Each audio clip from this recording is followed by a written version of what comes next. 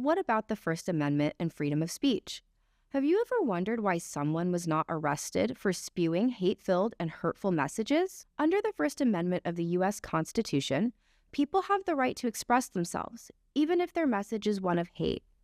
This amendment allows you to freely speak your mind, live in a country with the free press, petition the government, and practice whatever religion you choose, or none at all. But even with the First Amendment, there are limits to free speech, particularly when that speech is advocating or threatening violence or encouraging people to commit crimes. In those situations, depending on the circumstances, speech may be considered a hate crime.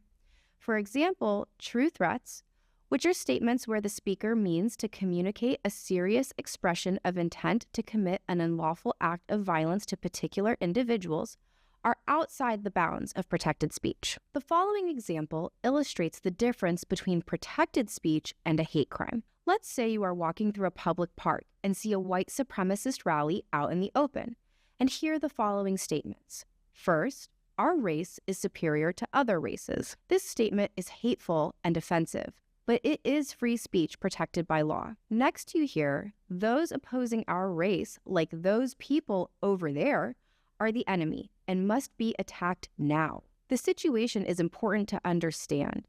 Do the members of the group appear ready and willing to take violent action right away?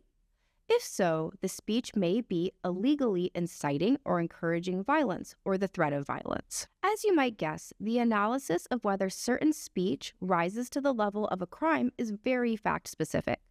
Regardless of whether the conduct is protected speech or a hate crime, we encourage you to report all such incidents to law enforcement because it may alert authorities to an ongoing threat or help with the investigation of a later hate crime.